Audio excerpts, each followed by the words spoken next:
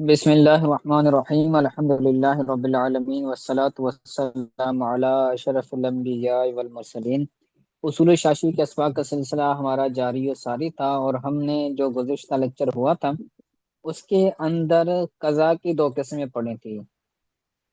تو قضا کی جس طرح ادا کی دو قسمیں ہوتی ہیں، ادائے کامل ادائے قاصر، اسی طرح قضا کی بھی دو قسمیں ہوتی ہیں، قضائے کامل قضائے قاصر۔ تو اگر کسی چیز کی، اس کی تعریف بھی ہم نے پڑھی تھی کامل کی، کہ اگر کسی چیز کی مثل ہم لوٹاتے ہیں اور وہ اس کی صورتن بھی مثل ہو، اس کی مانن بھی مثل ہو، تو یہ قضائے کامل ہوگی۔ قضائے کامل یہ ہے کہ کسی چیز کی مثل اس کی صورتن بھی ہو، اس کی مانن بھی ہو، تو یہ قضائے کامل ہوگی۔ اور اگر صرف مانن اس کی مثل ہے لیکن صورتن اس کی مثل نہیں ہے، تو یہ قضائے کامل ہوگی۔ ادا کے اندر تھا عین واجب، اور اس میں ہے مثل واجب۔ تو مثل واجب اگر صورتن اور مانن جو ہے وہ مثل ہو تو یہ ہوگا کامل، اور اگر صرف مانن اور صورتن نہ ہو تو یہ قضائے قاصر ہو جائے گی۔ ٹھیک ہے، تو اس کے بعد آخر میں جو انہوں نے مثالیں بھی بیان کی تھیں، اور آخر میں یہ قاعدہ بیان ہوا تھا والاصل فی القضاء الکامل، کہ جو قضا میں جو اصل ہے نا وہ کامل ہے، یعنی اگر ادا نہ ہو تو ہم قضاء کامل کی طرف جائیں گے۔ اگر کسی صورت میں ادا ممکن نہیں ہے تو پھر قضاء کامل کی طرف جائیں گے، قضاء قاصر کی طرف نہیں جائیں گے۔ ہاں، اگر قضاء کامل بھی نہیں ہے تو پھر قضاء قاصر کی طرف جائیں گے۔ ٹھیک ہے، تو جی یہ اصول ہے۔ اب اس اصول پر جو ہے وہ مثال بیان کریں گے۔ کہتے ہیں کہ وعلی ھذا قال ابو حنیفۃ علیہ الرحمہ اذا غصب مثلیا فحلق فی یدہ وان قطع ذلك عن ایدی الناس ضمن قیمتہ یوم الخصومۃ۔ وعلی ھذا قال ابو حنیفۃ علیہ الرحمہ، اس اصول پر امام اعظم ابو حنیفہ نے فرمایا کہ جب کوئی بندہ کسی سے مثلی چیز غصب کرے، اذا غصب مثلیا، اگر کسی بندے نے کسی سے مثلی چیز غصب کی، فحلق فی یدہ، وہ جو چیز اس نے غصب کی تھی وہ اس غاصب شخص کے ہاتھ میں ہی ہلاک ہو جائے، ون قطع ذلك عن ایدی الناس، اور وہ چیز جو مثلی تھی وہ لوگوں کے یہاں سے بھی کیا ہو جائے، منقطع ہو جائے، لوگوں کے پاس سے بھی جو ہے ختم ہو جائے، تو دمن قیمتہ یوم الخصومت، تو وہ جو بندہ تھا جس نے غصب کیا تھا تو وہ ضامن ہوگا اس مثلی شے کی قیمت کا، اس مثلی شے کی قیمت کا وہ بندہ ضامن ہوگا خصومت والے دن، یعنی جو قیمت خصومت والے دن بن رہی ہیں وہ قیمت اس کو ادا کرنی پڑے گی۔ ایک ہوتا ہے غصب کرنے خصومت کے والے سے وقت جو دن سر جی کیا مراد؟ جی وہی عرض کر رہا ہوں کہ ایک ہوتا ہے غصب کرنے والا دن، دوسرا ہوتا ہے خصومت والا دن، یعنی بندے نے کسی سے کوئی چیز غصب کی، تو جس دن اس نے غصب کی تھی تو اس دن جو ہے وہ اختلاف واقع نہیں ہوا تھا، یعنی پتہ نہیں چلا تھا کہ غصب کرنے والا کون ہے، اور جو ہے وہ تو خصومت کا مطلب ہوتا ہے لڑنا، جھگڑا کرنا۔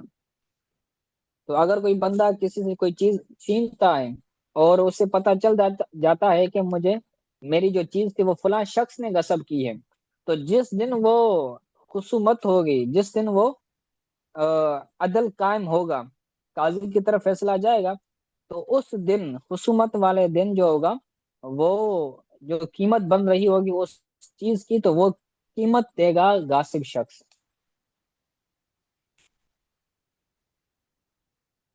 ٹھیک ہے، جی یوم خصومت کا مطلب ہے جس دن فیصلہ ہو، جس دن جو ہے وہ گواہان جمع ہو اور ساری چیزیں جب فیصلہ ہونا ہو، تو اس وقت جو چیز کی ہوگی، طے ہو گیا کہ بھائی اب جو چیز ہے وہ اس کی قیمت یہ بندہ دے گا، تو اب وہ جو اس دن جو قیمت بن رہی ہوگی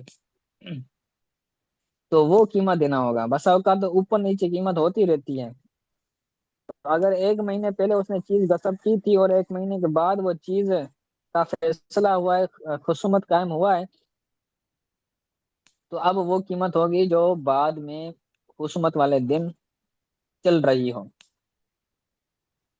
ٹھیک ہے، کہتے ہیں کیوں؟ کیونکہ لأن العجز عن تسلیم المثل الکامل انما یظہر عند الخصومت، کیونکہ جو مثل کامل کو سپرد کرنے سے عاجز ہونا ہے وہ خصومت والے دن ظاہر ہوتا ہے۔ بندہ مثل کامل دینے سے عاجز ہو گیا ہے، جس نے غصب کیا ہے کوئی چیز، تو وہ خصومت والے دن اس کو پتا چلا ہے کہ میں اس کو ادا نہیں کر سکتا، تو جس دن خصومت قائم ہوگی اس دن ظاہر ہوگا کہ یہ بندہ مثل کامل دینے پر قادر نہیں ہے، مثل کامل دینے سے یہ عاجز ہے، تو اب اس دن ہی جو ہے وہ قیمت کا اعتبار کیا جائے گا۔ فَأَمَّا قَبْلَ الْخُصُومَةِ فَلَا لِتَصَوُّرِ حصول المثل من كل وجہ، فلا لتصوره فلا لتصور حصول المثل من كل وجہ، بہرحال جو خصومت سے پہلے ہیں تو عجز ثابت نہیں ہوتا، فلا يتحقق العجز، عجز ثابت نہیں ہوتا خصومت سے پہلے، کیوں؟ مثل کے حاصل ہونے کا تصور ہونے کی وجہ سے، ہر طرح سے، من کل الوجوہ، ہر اعتبار سے مثل کے حاصل ہونے کا تصور ہونے کی وجہ سے خصومت نہیں ہوا، فیصلہ نہیں ہوا، اس سے پہلے یہ اعتبار ہے، یہ ممکن ہے کہ وہ بندہ مثل دے سکتا ہے، مثل دینے پر، مثل حاصل ہونے پر بندے کو امکان ہو سکتا ہے کہ ہو سکتا ہے یہ مثل دے دے، لیکن جب خصومت قائم ہوگی تو اس دن پتہ چل جائے گا کہ یہ بندہ مثل کامل دینے پر قادر نہیں ہے، مثل کامل دینے سے یہ عاجز ہے، تو عاجز ہونا اس وقت پتہ چلے گا، تو لہذا اس وقت جو قیمت چل رہی ہوگی اس چیز کی تو وہ دینا اس کو لازم ہوگی۔ اس کے بعد کتنے فَأَمَّا لَا مِثْلَ لَهُ وَلَا صُورَةً، لا مثل له لا صورة ولا مانا لا يمكن ایجاب القضاء فیہم بالمثل، تو پہلے جو حکم بیان کیا تو یہ وہ چیز تھی کہ جس کا یا صورتاً ممکن ہو یا مانن کوئی چیز ممکن ہو تو وہ چیز اس کی لوٹائی جائے گی۔ اب وہ چیز بیان کر رہے ہیں کہ جس کی نہ صورتاً مثل موجود ہو نہ اس کی مانن مثل موجود ہو، تو اس کا کیا فیصلہ ہوگا؟ تو کہتے ہیں فَأَمَّا لَا مِثْلَ لَهُ، فَأَمَّا مَا لَا مِثْلَ لَهُ لَا صُورَةً وَلَا مَانًا لَا يُمْكِنُ ایجاب القضاء فیہ بالمثل، بہرحال وہ کہ جس کی نہ صورتاً مثل ہے نہ مانن مثل ہے، لا مثل لہو جس کے لیے مثل نہیں، نہ صورتاً نہ مانن، تو اب لا يمكن ایجاب القضاء فیہ بالمثل، تو اب اس میں مثل کے ذریعے مثل کا فیصلہ کرنا یہ واجب نہیں ہے۔ ایک چیز ایسی ہے جس کی نہ صورتاً مثل موجود ہے نہ مانن مثل موجود ہے، تو اب ہم اس کو مثل دینے کا نہیں دے سکتے، یہ بندہ مثل کامل دے، مثل سوری دے یا مثل مانوی دے، تو بہر صورت مثل دینے کا حکم نہیں دیا جائے گا، بلکہ وہ جو چیز ہوگی وہ معاف ہو جائے گی۔ پیچھے پڑھا تھا کہ اگر کوئی چیز غصب کی جاتی ہے تو سب سے پہلے تو مثل دی جائے گی، لیکن اگر مثل دینا ممکن نہ ہو تو پھر حکم ساکت ہو جائے گا، اور حکم ساکت ہونے کی صورت میں اس کو گناہ ملے گا۔ تو یہی چیز ہے کہ ایسی چیز ہے کہ جس کی نہ صورتاً مثل موجود ہے نہ مانن مثل موجود ہے، تو اب اس کے اندر مثل دینے کا فیصلہ نہیں کیا جائے گا، تو لا یمکن ایجاب القضاء فیہ بالمثل، اس میں مثل کی فیصلے کا واجب ہونا یہ ممکن نہیں ہے۔ تو بہرحال اس کو گناہ ملے گا، لیکن مثل دینا اس پر لازم نہیں ہوگا۔ اب اس کی مثال بیان کر رہے ہیں کہ جو نہ جس کی نہ صورتن مثل موجود ہے نہ مانن مثل موجود ہے، کہتے ہیں وَلِهَذَا الْمَعْنَى قُلْنَا إِنَّ الْمَنَافِعَ لَا تَضَمَّنُ بِالْإِطْلَاقِ، اس معنی کی وجہ سے یا اس معنی کے لیے ہم نے کہا کہ جو منافع ہیں اس کا ضمان نہیں ہوتا تلف کرنے کی وجہ سے۔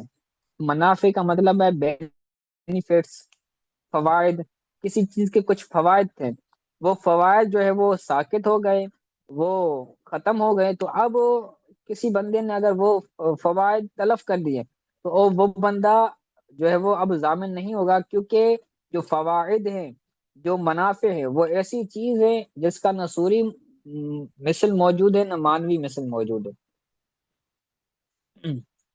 اوپر لکھا ہوا ہے کہ اللہ اللہ تعالیٰ فی لا بے مثلہا ولا بے قیمتہا، کہ تلف کرنے کی وجہ سے نہ مثلی زمان ہوگا نہ ہی قیمت والا زمان ہوگا۔ اس کی آگے مثال بیان کریں گے، کہتے ہیں لِأَنَّ الْإِيجَابَ الضَّمَانِ، کیونکہ جو زمان کا واجب ہونا ہے، لِأَنَّ ایجاب الضَّمَانِ بالمثل متعذر، کیونکہ جو زمان کا واجب ہونا ہے مثل کے ساتھ، لِأَنَّ الْإِيجَابَ الضَّمَانِ بالمثل متعذر، کہ مثل کے ذریعے زمان کا واجب ہونا یہ متعذر ہے، کیونکہ منافع ایسی چیز ہے جس کا کوئی مثل موجود نہیں ہے۔ وَإِيجَابُهُ بِالْعَيْنِ كَذَلِكَ، تو اسی طرح جو عین ہے اس کو واجب کرنا، یعنی عین کا زمان واجب کرنا، یہ بھی ممکن نہیں ہے، یہ بھی متعذر ہے۔ تو وہ ایجابہ یعنی ایجاب الزمان بالعین متعذر، تو جس طرح منافع کا زمان مثل کے ذریعے دینا یہ متعذر ہے، اسی طرح عین چیز کا زمان دینا یہ بھی متعذر ہے۔ ایک ہوتا ہے کوئی جوہر، ایک ہوتا ہے ارض، دوسرا ہوتا ہے جوہر، تو جوہر اور عین یہ دونوں جو ہے وہ ان کا مثل دینا یہ متعذر ہے۔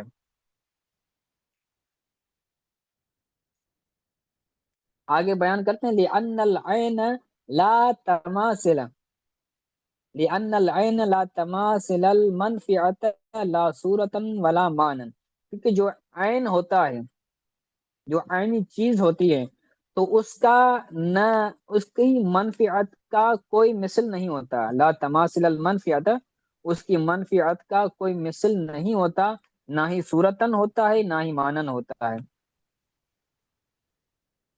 ایک عینی چیز ہے تو عینی چیز سے جو منفعت حاصل کی جائے گی وہ منفعت اس کی کوئی مثل موجود نہیں ہوتی، نہ سوری ہوتی ہے نہ مانوی ہوتی ہے۔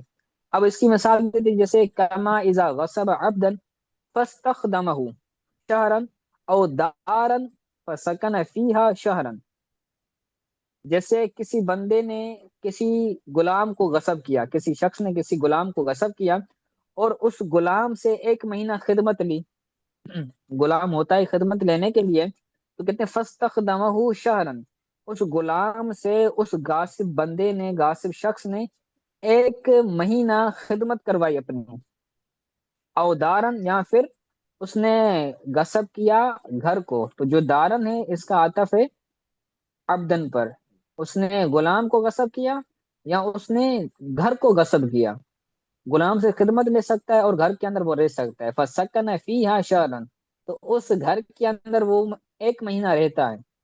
تو یہ گھر ایک عینی چیز ہے، غلام ایک عینی چیز ہے، تو یہ دونوں عینی چیز ہیں، لیکن جو ان دونوں کے منافع ہیں ان کی نہ صورتن مثل موجود ہے نہ مانوی مثل موجود ہے، تو کہتے ہیں ثم رد المقصوب الى المالک لا یجب علیہ ضمان المنافع خلافا للشافعی، ثم رد المغصوب،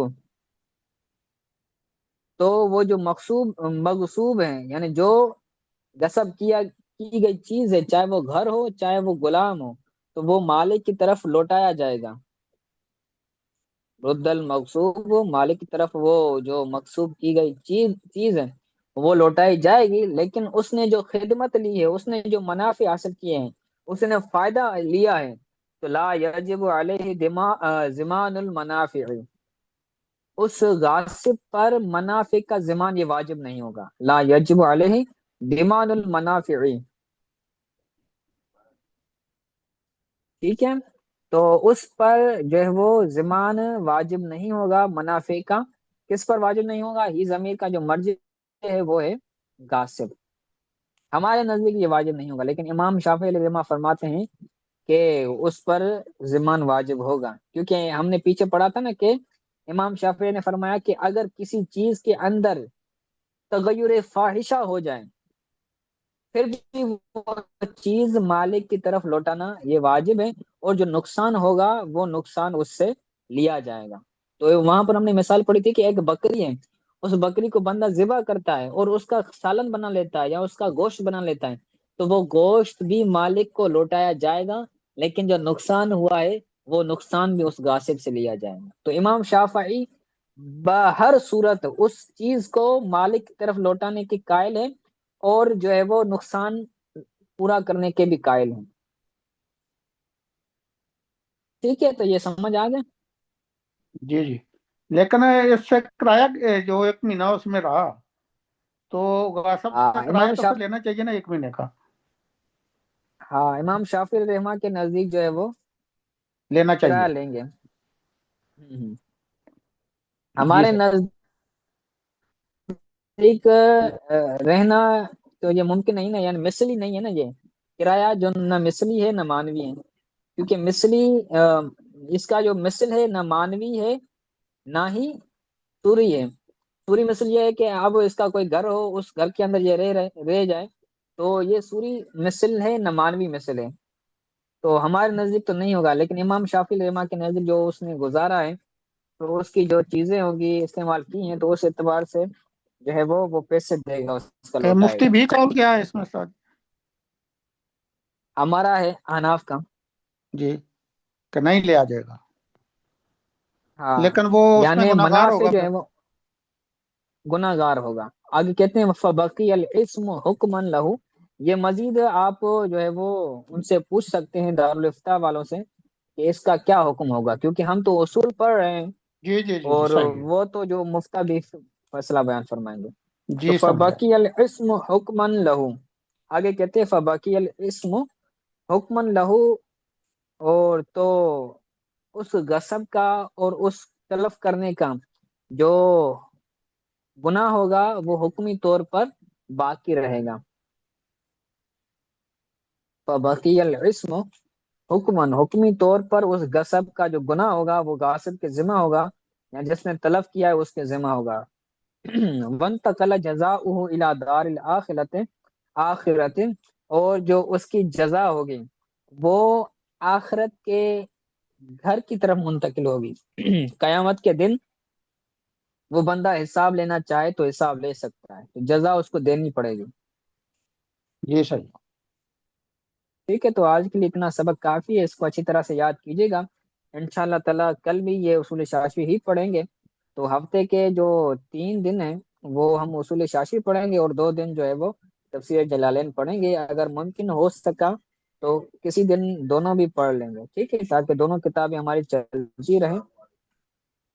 انشاءاللہ. آج کے سبق کے اگر کوئی بات سمجھ نہ آئی ہو تو پوچھ لیں. یہ